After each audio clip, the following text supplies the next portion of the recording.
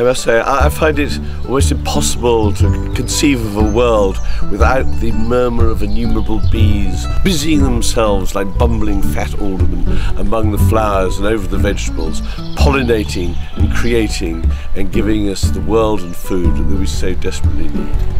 They're so important. Bees really are something we need desperately, and it's worth trying to actually save them if we can. Of course, as a cook, I love honey. I use it a lot, and we do produce in Australia some marvellous honeys, including the world famous leatherwood honey, not produced anywhere else in the world.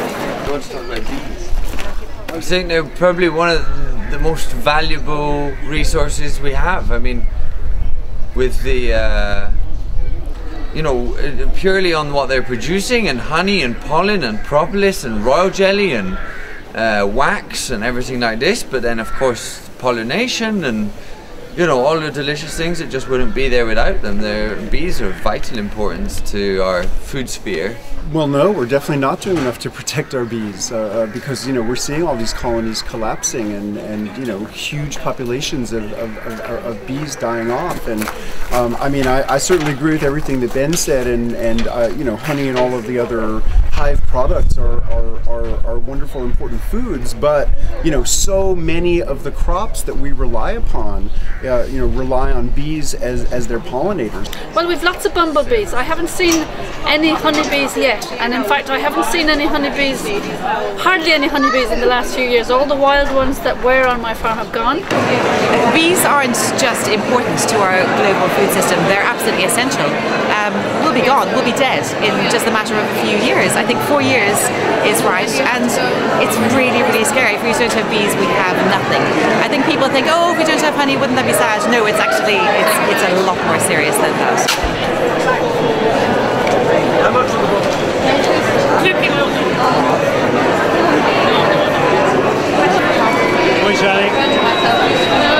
So Joe, you're a beekeeper and a biodynamic beekeeper. I suppose I've always been struck by this idea that you know, the act of keeping bees is sort of quite artificial, and you're feeding them sugar over the winter and all that. And you take a slightly different approach, I think, don't you? Well, yes, the biodynamic approach is a more natural, or you might say an organic way of doing it. And the whole focus is on looking after the bee and doing things that kind of suit the bee's nature. Yeah. So I think conventional beekeeping reminds me a bit of almost intensive dairy farming, where the aim is to kind of maximise production with the cow, or in this case with the bee, maximising honey production. And as we have said earlier, there are huge problems with bees nowadays. They're dying out. The main reason is all these neonicotinoid chemicals, and thankfully I think the EU is going to take action on that. But it's been proven conclusively with all science that these chemicals are actually killing the bees. It's an integral ingredient in a lot of the cooking I do, and actually I have my own vegetable garden, so all of a sudden now at this time of the year you see the importance of bees, where, you know, where plants rely on them to cross-pollinate. And hi guys, how are you getting on? Are you enjoying your weekend? Absolutely crucial, particularly small bee producers. You find when you use a large-scale production honey that you get everywhere, it doesn't have character, it doesn't add anything to a recipe, it doesn't add any individuality, and it just doesn't have the same sort of balance of flavours or the layers of flavour.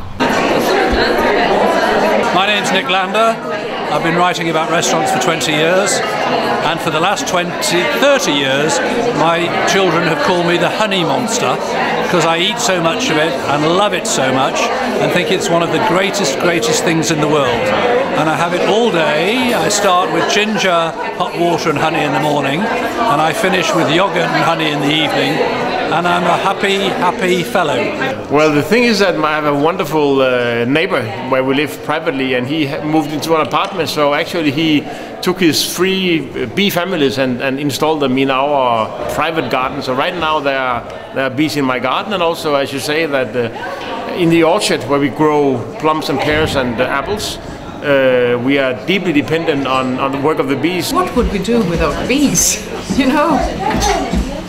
And it is, you know, so interesting that we are so dependent on something, such a small creature. You know, it gives us shows us actually our I vulnerability. think the issue is wider than just the honeybee, and so I think it's really important that we start talking about the pollinator landscape and the pollinator decline.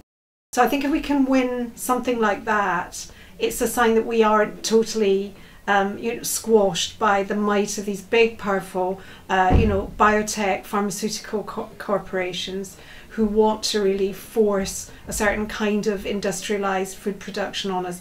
Lots and lots of different things eat insects. So it's not just that they're doing a pollinator service, it's that they make up the ecosystem, and the ecosystem doesn't work without its mass-based layer. That we do actually have this potential new safe haven. Urban areas could be the place where the pollinators can move in. They're diverse habitats. You can make safe back gardens, not use pesticides. You can fill them with the things they need. There's a lot of interesting habitats that you don't necessarily think about. So disused buildings and whatnot, really good for spiders. So there's also there's good elements to this story because nature is finding a way to move and work with us. We just have to be ready to open up the door when she kind of comes, basically. And so for me, that whole discussion about how we think about insects is really interesting. Like, I can't stop thinking about it at the moment. The whole language we use for them, the way we think of them as things that just need to be squished. And I feel that the UK government is, I felt disappointed with them in the first place, but now my disappointment is kind of double that, because it is, they took a position of greed. And backwardness. Yeah. It's this backward ignorance where you sort of think that you can let bees and other pollinating insects sort of die off in the millions, and that's not a problem. There's always going to be some other techno fix that the pharmaceutical biotech industry is going to pull out of its armory of weapons. And the fact is, there isn't really anything else. At the moment, the principle that they would say is that the food chain is the old-fashioned triangle, and we're at the top, and then there's some mammals, and then underneath the mammals there's some grass, and then underneath, it's such a flawed it's an incredibly arrogant and flawed concept. If you want to understand ecology and how ecosystem works, you and are in the middle of a globe, and everybody is an equal player. There is no such thing as a kind of, it's not top down, it's not like that. We are all equal, and we have to start understanding that all those little bugs, the soil, the bacteria, the fungi, they matter as much as we do if we want to keep going for generation after generation. And that is quite a philosophical shift, but honestly, once you make it, it's quite a nice world.